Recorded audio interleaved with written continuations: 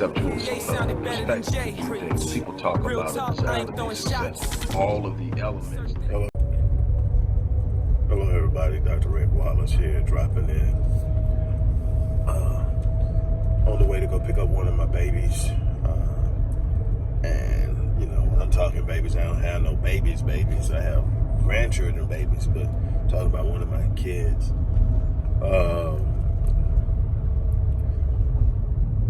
I just want to drop in on you, something on my mind. And I'm looking around us, and I'm looking at how we're jockeying and moving around and acting fearful and apprehensive and overly invested in the political climate and the political realities that are taking place, how much energy we're investing in emotionally, to say the least. Excuse me, I'm trying to make a turn in an angled way, so I gotta kind of look weirdly. But we're invested in this reality politically, and really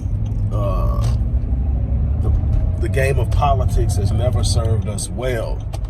And so we have to be real about how we're moving. I think we, in many ways, are making the same mistake that our elders and our ancestors made during the 40s, 50s, and 60s at the height of the civil rights movement, is that we were basing our fight off of acceptance, our fight off of a willingness to assimilate and be a part of a system that is not designed to benefit us. When you have to really keep in mind that the civil rights movement did not produce a win for us. It produced an illusion that we bought into, that we were a part of something and that we had won. You got to understand that at the time and the height of the civil rights movement, we were a people who owned our own movie theaters, owned our own hospitals, owned grocery stores, cab companies, bus companies, and on and on and on. We had our own internal economic system through which we owned things, and through that ownership was the conduit to power. We traded all of that in, and those things started to close down as we were allowed to integrate. The integration into a system that you do not control means the assimilation into environments and mechanisms that don't benefit you.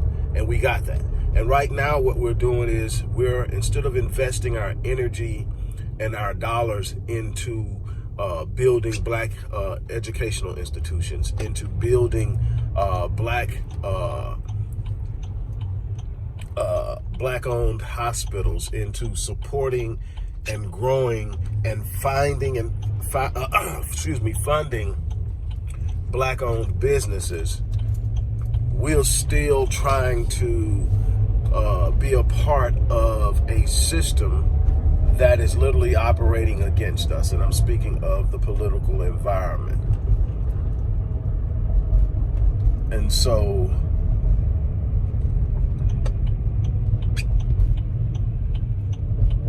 we got a problem here. They got the entire road blocked off.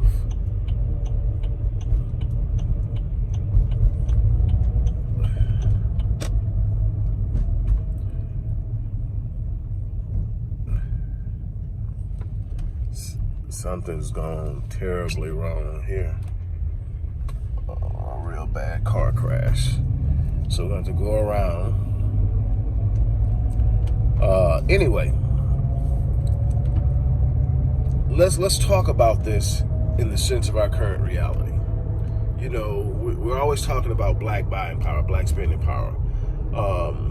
Somewhere around 1.3 to 1.4 trillion dollars annually.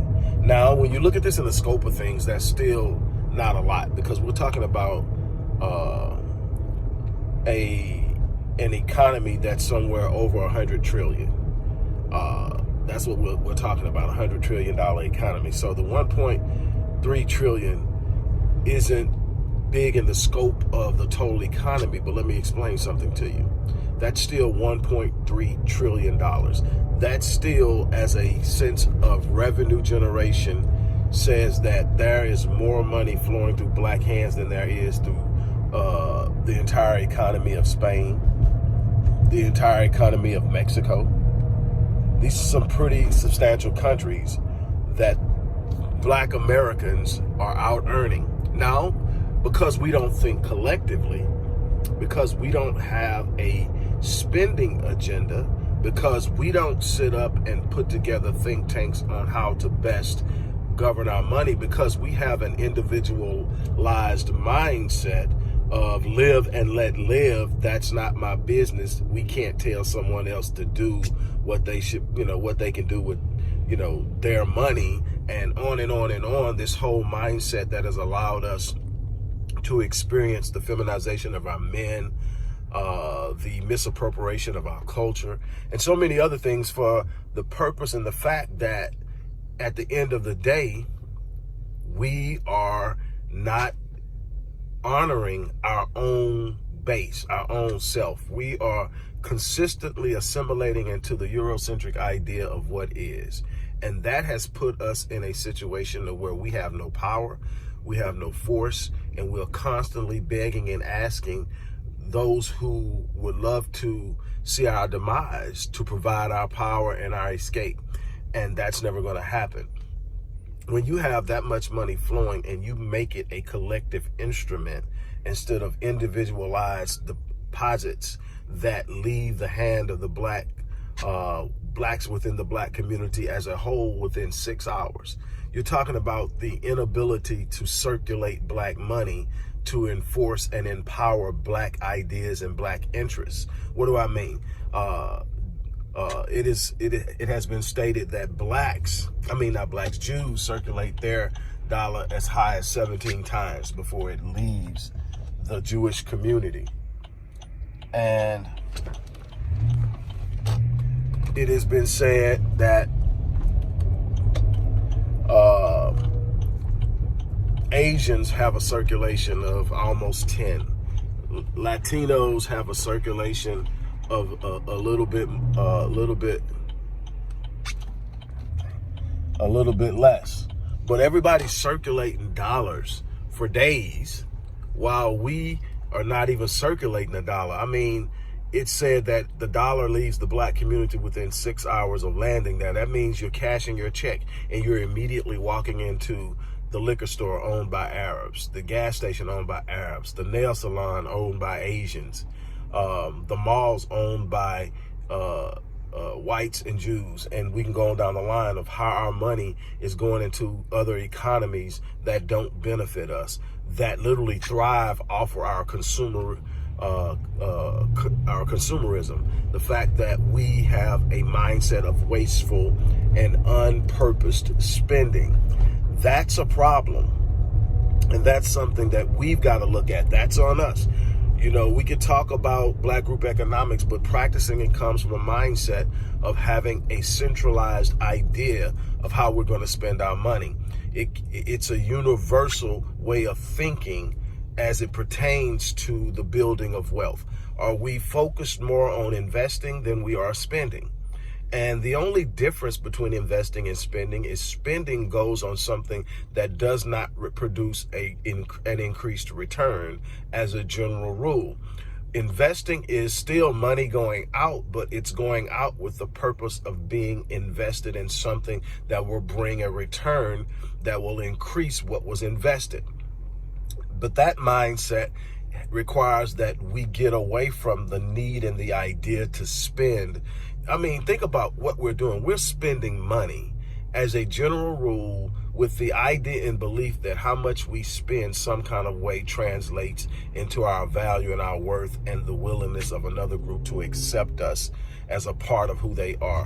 We literally buy things from people we don't like or we don't believe or support to impress people we don't like and or don't even know. And that's a problem that comes and stems from an identity crisis. And we are going to have to deal with that on a grand scale. And I am challenging everybody that ever watches this video to actually stand up and look at what you're doing specifically and choose to do something that is going to be beneficial to the collective. Get out of your individualized mindset.